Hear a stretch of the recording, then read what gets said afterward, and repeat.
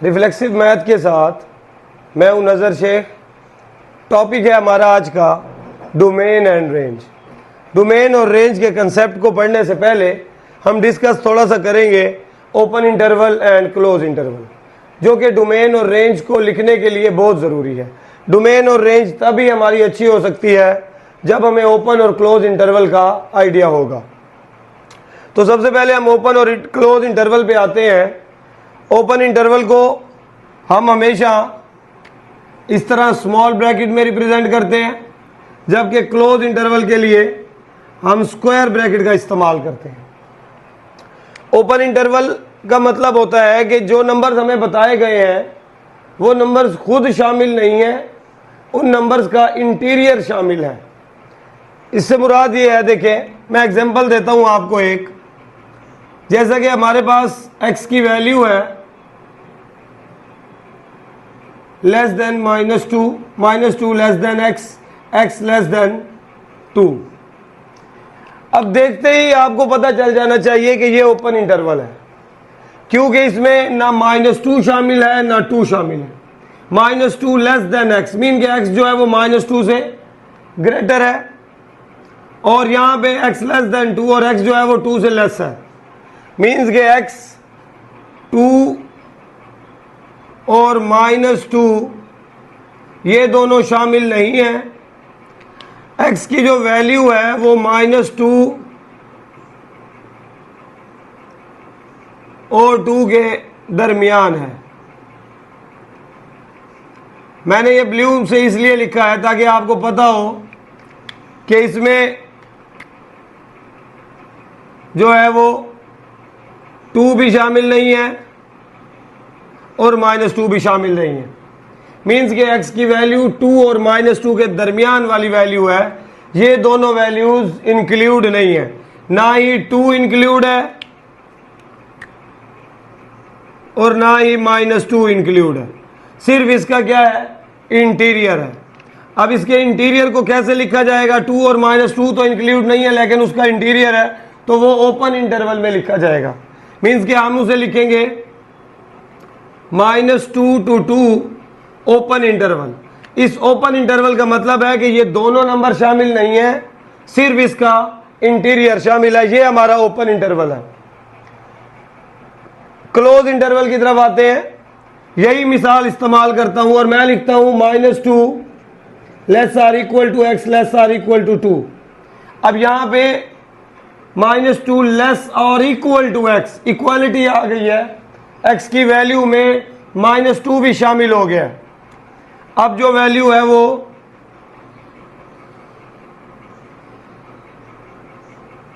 -2 to 2 ये सारा शामिल है।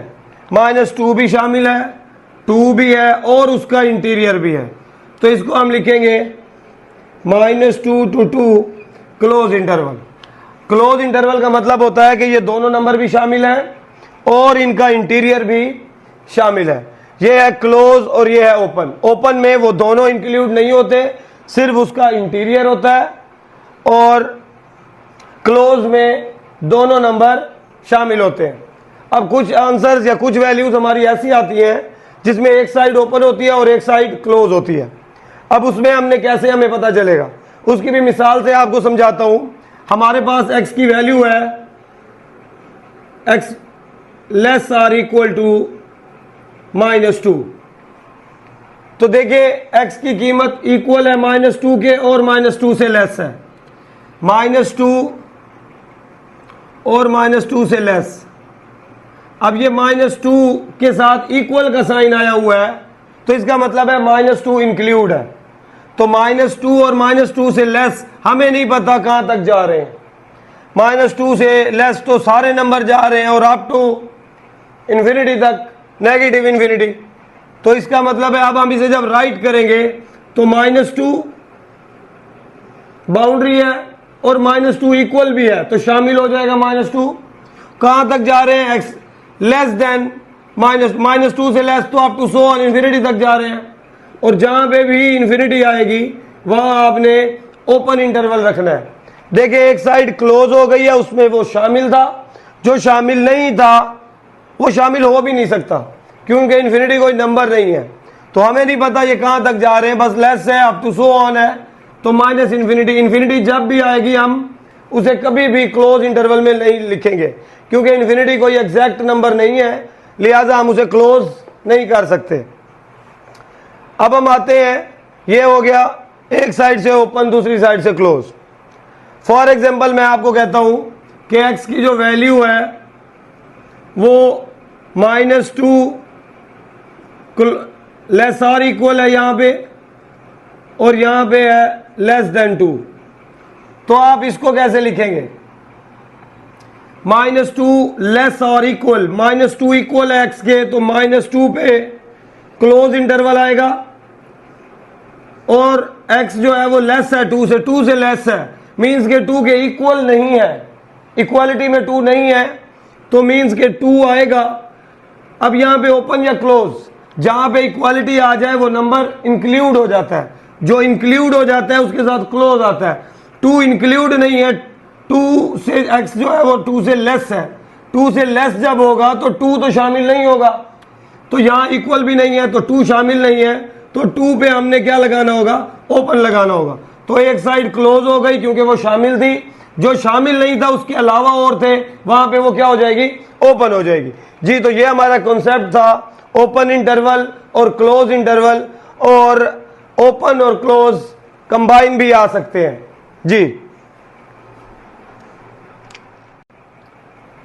जी, तो स्टार्ट करते हैं अब डोमेन रेंज। डोमेन क्या होती है और रेंज क्या होती है? मुख्तलिफ टाइप के क्वेश्चंस जो हैं वो हमें दिए जाएंगे और हमें कहा जाएगा कि इसकी डोमेन और रेंज निकालें। फंक्शन है जी हमारे पास, f ऑफ x हो सकता है, g ऑफ x हो सकता है, 5 - x, ये लीनियर फैक्टर है एक अलजेब्रिक। इसमें अब डोमेन और रेंज हम कैसे निकालते हैं? डोमेन होती क्या है और रेंज क्या होती है? इसकी डोमेन का मतलब होता है इनपुट, और वो इनपुट हमने लेनी होती है इस रियल लाइन से। इसमें रियल नंबर्स हैं और इसमें से हमने इनपुट लेनी है। वो ये सारी रियल लाइन हो सकती है, वो इसका कोई एक पोर्शन हो सकता है, या इसके कोई सिलेक्टिव नंबर्स हो सकते हैं। हम इसके लिए सिलेक्ट करेंगे ऊपर वाली अपनी रियल लाइन से। अब हमने क्या सिलेक्शन करना है? हमें सिलेक्ट करने का हमारे पास पैरामीटर क्या है? कैसे पता चलेगा कि हमने कौन सी वैल्यूज इसकी डोमेन में लेनी है, इनपुट में लेनी है? इनपुट के लिए हमने सिर्फ 2 चीज़ों का ख्याल रखना है। वो 2 चीज़ें ये हैं कि नंबर 1, आप ऐसे नंबर्स यहां से लें जो पुट करने से आपका जो आंसर है वो कॉम्प्लेक्स ना हो, अयोटा में ना जाए। अयोटा में इस तरह के अगर रूट के अंदर सवाल है और आपका आंसर आ गया है -3, तो आपको पता है ये बन जाएगा √3 अयोटा। तो आपने ऐसी x की वैल्यू नहीं लेनी जिससे आपका जो जवाब है वो अयोटा में आए, या आपका जवाब जो है वो अनडिफाइंड हो जाए, नीचे 0 आ जाए। अनडिफाइंड समथिंग, ऊपर कोई भी नंबर हो सकता है, 3 आ सकता है, 5 आ सकता है, कोई भी नंबर हो, नीचे 0 ना हो। ये 2 कंडीशंस, अयोटा भी नहीं होना चाहिए और नीचे 0 भी नहीं होना चाहिए। ये 2 आंसर ना आए, आपने ऐसी वैल्यू ऑफ x यहां पुट करनी है। तो ये 2 आंसर तब आते हैं जब सवाल रूट में हो या फ्रैक्शन में हो, तो अनडिफाइंड भी होने का खतरा होता है और अयोटा भी होने का खतरा होता है। जो सवाल इस तरह स्ट्रेट है उसमें हमने अब x की वैल्यू सिलेक्ट करनी है कि कौन सी वैल्यू इसको दी जाए कि ये अयोटा में भी ना जाए और अनडिफाइंड भी ना हो। तो वो कीमत जो होगी x की वो हमारी डोमेन होगी, इनपुट होगी। तो देखिए, आप 0 से पॉजिटिव की तरफ जाएं, कोई भी नंबर उठाएं यहां पुट करें, तो कॉम्प्लेक्स नंबर नहीं आना चाहिए। तो कॉम्प्लेक्स नंबर आएगा भी नहीं, कोई भी नंबर इसमें पुट करें कॉम्प्लेक्स नहीं हो सकता। 0 से इधर देखें कोई भी नंबर उठाएं इसमें पुट करें, ये कॉम्प्लेक्स नहीं हो सकता क्योंकि इसमें अंडर रूट नहीं है। तो लिहाजा इसकी डोमेन के लिए, इसकी इनपुट के लिए आप इसकी कंप्लीट रियल लाइन ले सकते हैं। रियल लाइन कंप्लीट इसलिए ले सकते हैं क्योंकि रियल लाइन में कोई भी नंबर ऐसा नहीं है जो इसे अनडिफाइंड कर सके या इसे कॉम्प्लेक्स कर सके। तो वो वैल्यू ऑफ एक्स जो सवाल को अनडिफाइंड या कॉम्प्लेक्स ना करे, वो वैल्यू ऑफ एक्स हमारी डोमेन होती है। तो एक्स की कीमत आप कोई भी उठा के यहां पुट करें, ना ये कॉम्प्लेक्स होगा ना ये अनडिफाइंड होगा। तो लिहाजा इसकी डोमेन जो है वो माइनस इन्फिनिटी टू इन्फिनिटी है, या फिर आप इसे कंप्लीट रियल नंबर भी लिख सकते हैं। अब ये डोमेन देने के बाद हमारे पास जो रिजल्ट आता है वो रिजल्ट होता है हमारा आउटपुट। आउटपुट हमारी क्या आती है? वो आउटपुट हमारी रेंज कहलाएगी। डोमेन तो हम कोई भी ले सकते हैं। क्यों ले सकते हैं उसकी वजह मैंने बताई है, क्योंकि डोमेन वो नंबर जो हैं वैल्यू ऑफ एक्स है जिससे ये अनडिफाइंड भी ना हो, ये कॉम्प्लेक्स भी ना बने। तो ये सारे नंबर आप वन बाय वन करके इसमें पुट करें, ये कभी कॉम्प्लेक्स नहीं होगा, ये कभी अनडिफाइंड नहीं होगा। लिहाजा ये सारी लाइन इसमें एज अ एक्स के तौर पे यूज हो सकती है। लिहाजा ये सारी लाइन इसकी डोमेन है। रेंज क्या आएगी? जब आप इसमें पॉजिटिव नंबर पुट करेंगे तो इसके साथ माइनस होने की वजह से आंसर नेगेटिव में आएगा। जब आप इसमें नेगेटिव नंबर पुट करेंगे, नेगेटिव नंबर उठाएं या एक्स की जगह पे पुट करेंगे, तो आपके आंसर्स क्या आएंगे? माइनस होने की वजह से minus minus plus answer positive आएंगे। तो अगर आप नेगेटिव नंबर देते हैं तो आंसर पॉजिटिव आता है, पॉजिटिव नंबर देते हैं तो आंसर नेगेटिव आता है। तो आपका यहाँ पे आंसर भी कंप्लीट जो है वो रियल लाइन होगा, माइनस इन्फिनिटी टू इन्फिनिटी या कंप्लीट रियल लाइन। ये थी डोमेन लीनियर फैक्टर। अब ये लीनियर हो या इससे मिलता जुलता कोई भी लीनियर फैक्टर जिसमें x की पावर 1 होगी, उन तमाम लीनियर फैक्टर्स की डोमेन और रेंज जो है वो फिक्स रहेगी। उसमें आप कोई भी x ले लें, वो अनडिफाइंड नहीं हो सकता। उसमें आपका जो आंसर आएगा वो भी कंप्लीट रियल लाइन होगा। जी तो अब हमारे पास जो फंक्शन है वो है स्क्वायर रूट के अंदर, लिहाजा वो कॉम्प्लेक्स की तरफ जा सकता है। लिहाजा अब हमने जो x की वैल्यूज लेनी है वो सोच समझ के लेनी है। वो वैल्यू ऑफ x हम सिलेक्ट करेंगे जिससे हमारा सवाल कॉम्प्लेक्स ना हो, मीन के रूट के अंदर नेगेटिव ना आए और अयोटा ना बने, क्योंकि अगर आंसर कॉम्प्लेक्स होता है तो वो हमारी डोमेन गलत है। जी डोमेन देखते हैं। फंक्शन की डोमेन क्या होगी? अब इसमें से x की वैल्यू सिलेक्ट करें, इसमें पुट करें और ये कॉम्प्लेक्स ना हो, बस कॉम्प्लेक्स या अनडिफाइंड नहीं होना चाहिए। तो वो तमाम वैल्यू ऑफ x जो इसे कॉम्प्लेक्स या अनडिफाइंड ना बनाए, वो वैल्यू ऑफ x हमारे पास डोमेन होती है, वही इनपुट होती है। देखिए ये कॉम्प्लेक्स कहां पे बन रहा है? जब आप यहां -3 पुट करते हैं तो -3 + 2 ये -1 और ये अयोटा कॉम्प्लेक्स हो जाते हैं। तो -3 पुट नहीं कर सकते, इससे बड़ा, इससे छोटे नंबर भी पुट नहीं होंगे, क्योंकि अगर वो आएंगे तो भी हमारे पास ये क्या बनेगा? कॉम्प्लेक्स बनेगा। तो हमने वो वैल्यू ऑफ x लेनी है जिससे हमारा आंसर कॉम्प्लेक्स ना हो, वो वैल्यू ऑफ x डोमेन होगी। क्योंकि ये रूट में है तो ये कॉम्प्लेक्स हो सकता है, फ्रैक्शन में अगर कोई सवाल होगा तो वो अनडिफाइंड हो सकता है। हमने वो वैल्यूज ऑफ x लेनी है जिससे हमारा आंसर कॉम्प्लेक्स भी ना हो और अनडिफाइंड भी ना हो। अब ये -3 और इससे कम नंबर लेने से अयोटा में आ रहा है, इसका मतलब है -3 और उससे कम नंबर हम नहीं ले सकते, हमारा आंसर अयोटा में आएगा और हमारी डोमेन गलत होगी। हम -3 और इससे कम नहीं ले सकते, तो हमने क्या लेना है? -2 पुट करें तो -2 + 2 0√0, यहां पे ठीक है, ये अयोटा नहीं आया, तो -2 से स्टार्ट होंगे और -2 से पॉजिटिविटी की तरफ अगर आप जाते जाएं, जो भी नंबर यूज करेंगे कॉम्प्लेक्स नहीं होगा। लिहाजा हमने अपने आंसर को कॉम्प्लेक्स होने से बचाना है। तो कॉम्प्लेक्स और अनडिफाइंड ये दो वर्ड अपने माइंड में रखें। हमारा आंसर ना कॉम्प्लेक्स हो ना अनडिफाइंड हो, तो हमने वो वैल्यू ऑफ एक्स लेनी है।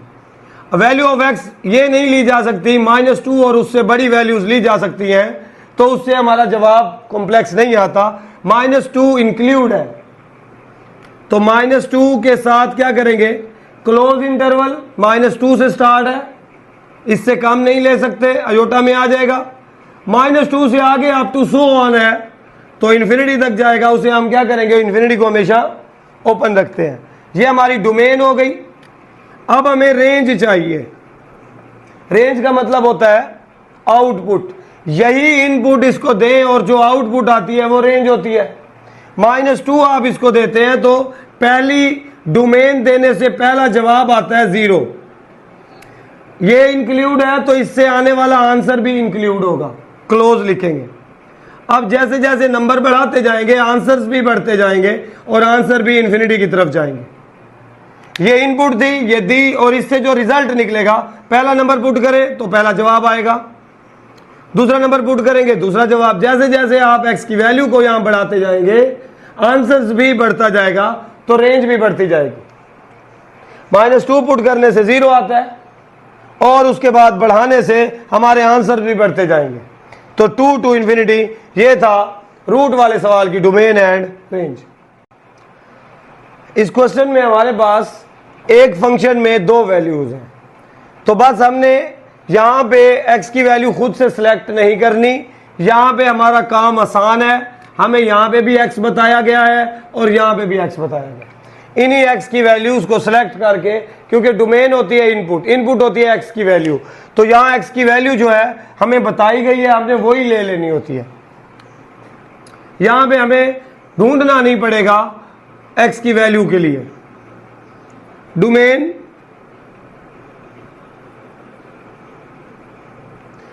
क्या है, x की वैल्यू है -2 से लेस। ये -2 है, इससे लेस मीन्स के इस तरफ जाना है हमने, और -2 भी शामिल है, इक्वल है, और -2 से लेस है, तो -2 और -2 से लेफ्ट की तरफ। यहां पे है -2 शामिल नहीं है और x जो है -2 से बड़ा है, तो दूसरी x की जो वैल्यू है वो -2 तो शामिल नहीं है, -2 से आगे की तरफ। तो अगर इन दोनों को जोड़े हम -2 और उससे छोटे, फिर है x ग्रेटर देन -2 तो नहीं है, -2 से बड़े, तो इन्हें हम अगर जोड़ दें तो हमारे पास क्या बनता है, इसका इंटरवल क्या बनता है। देखिए मैंने क्लोज और ओपन इंटरवल स्टार्ट में आपको पढ़ाया है, तो x -2 के इक्वल है और -2 से छोटे हैं। -2 से छोटे से मुराद इन्फिनिटी की तरफ, -2 और उससे छोटे नेगेटिव इन्फिनिटी, ये ओपन होगा और ये क्लोज होगा क्योंकि ये शामिल है। अब यहां पे भी x है, यहां पे x -2 से बड़ा है, -2 शामिल नहीं है, तो -2 और उससे बड़े बड़े इस तरफ है, ये हो गया ओपन इंटरवल।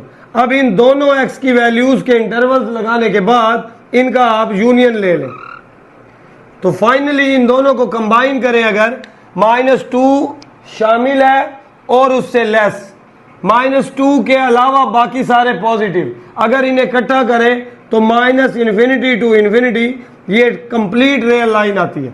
जोड़ सकते हैं इन दोनों को, तो कंप्लीट रियल लाइन आपकी डोमेन है। रेंज क्या होगी यही x जब पुट होते हैं तो वो हमें रेंज मिलती है, आंसर्स जो आता है वो रेंज होती है। आप पहले इंटरवल को पहली फंक्शन की वैल्यू में पुट करें और रेंज बताएं। -2 पुट करें, 6 2s are -12 + 7 -5, तो -2 पुट करने से आता है -5। अब -2 से छोटे नंबर पुट करते जाएं, जैसे जैसे आप छोटे नंबर पुट करते जाएंगे, -18 + 7 -11, -5 के बाद क्या आया, -11, फिर और माइनस का नंबर पुट करें, तो ये क्या आता है 6 इंटू -4 + 7 -17 -5 -11 मीन्स के -2 और इससे छोटे नंबर पुट करने से हमारा जो जवाब आता है -2 पुट करने से आता है -5। अगर -2 क्लोज था, इंक्लूड था, तो उससे आने वाला जवाब भी क्या होगा, इंक्लूड होगा, -5। और फिर -5 से आंसर छोटा होने लग गए हैं -∞। तो देखिए हमारे पास जो आंसर आया है वो है -5 टू इन्फिनिटी। -5 इंक्लूड इसलिए है क्योंकि 2 इंक्लूड था। अब हम आगे देखते हैं, यूनियन ये वाली x की वैल्यू देते हैं तो देखते हैं हमें आउटपुट क्या मिलती है। अब -2 इसमें डालें अगर आप, तो आपका आंसर आता है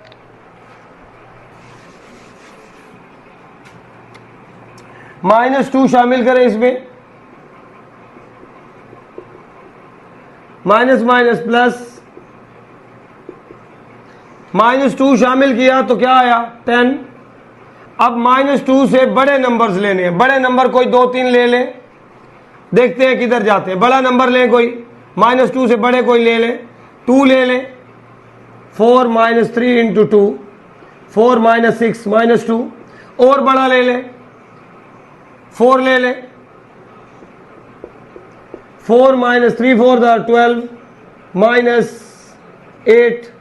आपने देखा आंसर आपका 10 आया और 10 से फिर डाउनवर्ड जाना शुरू हो गए आंसर्स। तो ये वाली x की वैल्यूज -2 और उससे छोटे लेने हैं, -2 नहीं है इंक्लूड, -2 के अलावा और -2 से बड़े नंबर्स लेने हैं, सॉरी हमने। तो जैसे ही मैंने -2 से बड़े नंबर इसमें पुट करना शुरू किए तो जवाब -2 पे 10 आया और बाकी आंसर्स भी क्या होने लग गए, छोटे होने लग गए। तो हमारे ये इनपुट देने से हमारा ये फंक्शन हमें आउटपुट क्या दे रहा है, 2 अगर मैं देता हूं तो वो मुझे 10 देता है, 2 इंक्लूड नहीं था तो यहां पे 10 भी इंक्लूड नहीं होगा। और फिर आंसर किस तरफ चले जाते हैं, नेगेटिव इन्फिनिटी की तरफ। तो 10 टू -∞, बेशक आप जो है 10 को बाद में लिख ले, 10 को बाद में और -∞ को पहले लिख लें। तो देखिए ये इनपुट देने से ये आउटपुट आती है, ये इनपुट देने से ये आउटपुट आती है। अब इन दोनों आउटपुट को कंबाइन कर लेते हैं। रियल लाइन पर जरा गौर कीजिएगा कैसे हम इन्हें कंबाइन करेंगे। -5 टू -∞, दूसरा है 10 टू -∞, 10 इंक्लूड नहीं है, 8 9 10, 10 से 10 शामिल नहीं है,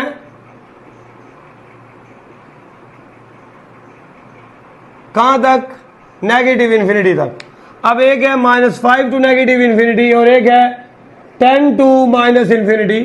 तो आप खुद देखें ये वाला पोर्शन 10 टू ∞ के अंदर लाई कर रहा है, आ रहा है। तो जब हम इन दोनों को इकट्ठा करते हैं, एक है 10 टू -∞ तक और एक है -5 टू -∞। तो हम ये बड़ा इंटरवल लिख लेंगे, मीन्स कि हम यहां लिखेंगे 10 टू -∞। ये हमारी फाइनल रेंज होगी। 10 इंक्लूड नहीं होगा क्योंकि यहां पे इक्वल का साइन नहीं था, तो डोमेन में -2 शामिल नहीं था, तो रेंज में भी उससे आने वाला 10 शामिल नहीं होगा। जी तो हमारे पास फोर्थ पार्ट है, फंक्शन हमारे पास है एब्सोल्यूट वैल्यू ऑफ x - 5। सिर्फ हमने वो x लेने हैं जो हमारे सवाल को कॉम्प्लेक्स ना करें और अनडिफाइंड ना करें। तो देखें आप पूरी रियल लाइन इसमें पुट कर दें, ये कभी भी अनडिफाइंड नहीं होगा और ये कभी भी आयोटा की फॉर्म में नहीं जाएगा। तो लिहाजा आप इसकी डोमेन में कंप्लीट रियल लाइन या -∞ टू इन्फिनिटी ले सकते हैं। अब आ जाती है इसकी रेंज। रेंज कैसे निकालेंगे, इसकी रेंज होती है आउटपुट। आप देखें आपके क्वेश्चन की स्टेटमेंट के ऊपर एब्सोल्यूट है। एब्सोल्यूट का मतलब होता है कि अगर इसके अंदर आंसर माइनस में भी आएगा तो एब्सोल्यूट वैल्यू हमेशा क्या होती है, पॉजिटिव होती है। तो ये उसे क्या कर देगा, पॉजिटिव कर देगा। अल्हम्दुलिल्लाह जी। तो अब आप देखें हमारे पास जो आउटपुट आनी है वो होनी है पॉजिटिव। आउटपुट को कहते हैं रेंज। ये सारी रियल लाइन इसमें पुट हो सकती है, ये ना कॉम्प्लेक्स होगा ना अनडिफाइंड होगा, लिहाजा इसकी डोमेन कंप्लीट रियल नंबर है। और आउटपुट इसकी क्या आएगी, आप इसमें नेगेटिव आंसर पुट करेंगे तो नेगेटिव आंसर आएगा, नेगेटिव एक्स पुट करेंगे तो नेगेटिव वैल्यू आएगी। नेगेटिव वैल्यू के ऊपर क्या है, नेगेटिव वैल्यू के ऊपर है एब्सोल्यूट वैल्यू का साइन। तो एब्सोल्यूट वैल्यू जो होती है वो हमेशा क्या होती है, पॉजिटिव। तो आपका रिजल्ट हमेशा जो है वो एब्सोल्यूट वैल्यू होने की वजह से पॉजिटिव आएगा। या आपका रिजल्ट 5 पुट करेंगे तो 0 हो जाएगा।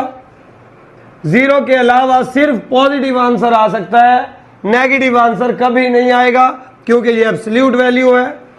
तो 0 और इन्फिनिटी की तरफ जाएंगे आप जी। तो ये था हमारा जी। तो अब हमारे पास है फ्रैक्शन के अंदर फंक्शन, इसकी डोमेन और रेंज निकालनी है। एक ख्याल करना है कि वो वैल्यू ऑफ एक्स आपने यहां से सिलेक्ट करनी है जो सवाल को कॉम्प्लेक्स भी ना करे और अनडिफाइंड भी ना करे। कॉम्प्लेक्स ये हो नहीं सकता क्योंकि इस पे रूट नहीं है। अनडिफाइंड ये हो सकता है, किस वैल्यू पे अनडिफाइंड हो सकता है, अगर नीचे 0 आया तो ये अनडिफाइंड। 0 कब आएगा, जब आप इसकी जगह पे -3 पुट करेंगे, सॉरी -3 नहीं, जब आप इसकी जगह पे 3 पुट करेंगे तो 3 - 3 क्या हो जाएगा, 0। और 0 आने से ये क्या हो जाएगा, अनडिफाइंड। आप सिर्फ ये 3 पुट नहीं कर सकते क्योंकि उससे ये हमारा सवाल अनडिफाइंड होगा। तो अनडिफाइंड और कॉम्प्लेक्स नहीं होना चाहिए, लिहाजा बाकी तमाम वैल्यूज आप इसमें यूज कर सकते हैं। तो इसकी जो डोमेन होगी वो होगी, इस 3 को नहीं लेंगे कंप्लीट रियल, बट उसमें से आपने 3 का जो एलिमेंट है उसे क्या कर देना है, माइनस।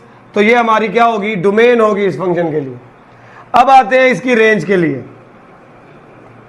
अब इसकी रेंज निकालने के लिए आपको मैं सबसे पहले इनवर्स फंक्शन निकालना सिखाऊंगा। इसकी रेंज के लिए हम इस फंक्शन का इनवर्स फंक्शन निकालेंगे। फंक्शन है x + 2/3 - x। इससे आपको इनवर्स निकालना भी आएगा। नेक्स्ट जो हमारे लेक्चर्स आने हैं जिसमें हमने इनवर्स फंक्शन निकालना है, तो आपको ये इनवर्स मैं पहले ही सिखा रहा हूँ। फ्रैक्शन वाले फंक्शन में रेंज निकालने के लिए सबसे पहले आपने उस फंक्शन का इनवर्स फंक्शन निकालना है। तो अभी रेंज को माइंड से निकाल दें और पहले ये सीखें कि किसी फंक्शन का इनवर्स फंक्शन कैसे निकालते हैं जी। इनवर्स के लिए आपने लेट करना है इसकी लेफ्ट साइड को भी y के इक्वल और इसकी राइट साइड को भी y के इक्वल करना है। यहां से g इधर शिफ्ट कर लें, g इधर आएगा तो इनवर्स हो जाएगा। तो ये x की एक वैल्यू आपको मिल गई, x = g इनवर्स y। यहां से भी आपने x निकालना है, क्रॉस मल्टीप्लाई कर लें, 3y - xy = x + 2। x को उधर और बगैर x वाले जो है वो एक तरफ कर ले, x common, 3y - 2/1 + y = x। ये भी वैल्यू ऑफ x आ गई और ये भी वैल्यू ऑफ x। इन दोनों वैल्यूज को कंपेयर कर लें बाय कंपेयरिंग 1 and 2। दोनों x की वैल्यूज निकाल के उनको इक्वल कर लें।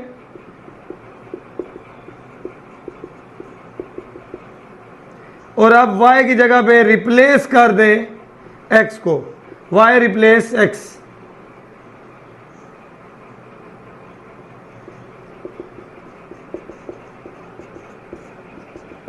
ये आ चुका है इनवर्स फंक्शन। हमारा काम है इस फंक्शन की रेंज निकालना, लेकिन हमने निकाल दिया है उस फंक्शन का इनवर्स फंक्शन। दोनों को x y के इक्वल लेट किया है, यहां से भी x निकाला है, g उधर भेज दिया है। यहां से भी क्रॉस मल्टीप्लाई करके x निकाला है और दोनों x की वैल्यूज को इक्वल किया है। इनवर्स फंक्शन आने के बाद y की जगह पे x को रिप्लेस कर दिया। अब आपने इस इनवर्स फंक्शन का दोबारा डोमेन निकालना है, लेकिन हमें तो रेंज चाहिए, क्योंकि इनवर्स की जो डोमेन होती है वो फंक्शन की रेंज होती है। तो फ्रैक्शंस वाले क्वेश्चंस में आपने इसकी रेंज कुछ इस तरह से निकालनी है। तो आपके पास इनवर्स फंक्शन आया है, इनवर्स फंक्शन है आपके पास 3x minus 2 over 1 plus x. आप इसकी डोमेन देखें, जैसे आपने अभी डोमेन दी है इसको, डोमेन का मतलब वो वैल्यू ऑफ x जिससे ये अनडिफाइंड ना हो। 3 पे अनडिफाइंड हो रहा था, वो निकाल दिया है, बाकी सारी वैल्यूज इसकी डोमेन है। बिल्कुल इसी तरह इनवर्स की डोमेन क्या है, ये 0 कब होगा नीचे, अगर यहां पे -1 पुट कर दिया जाए तो -1 को पुट करने से ये अनडिफाइंड हो जाएगा। तो -1 पुट नहीं कर सकते, बाकी सारी वैल्यूज ले सकते हैं। तो डोमेन इसकी क्या होगी, डोमेन ऑफ जी इनवर्स, इसकी डोमेन है कंप्लीट रियल लाइन। सिर्फ -1 पुट करने से ये अनडिफाइंड होता है, तो -1 नहीं लेंगे क्योंकि हमने अनडिफाइंड नहीं करना होता। -1 को निकाल के बाकी सारी वैल्यूज इसकी डोमेन होंगी। अब ये डोमेन किसकी है, इनवर्स की। इनवर्स की जो डोमेन होती है, domain of inverse equal to range of function, that function. उसी फंक्शन की इनवर्स की रेंज, इनवर्स की डोमेन फंक्शन की रेंज होती है। तो हमें इस फंक्शन की रेंज चाहिए थी, हमने निकाला इनवर्स और इनवर्स की निकाली डोमेन। जो इनवर्स की डोमेन है वो फंक्शन की रेंज है। इनवर्स की डोमेन आई है, रियल में से सिर्फ -1 निकालना है और यही उस इनवर्स फंक्शन की डोमेन ही हमारे फंक्शन की क्या होगी, रेंज होगी।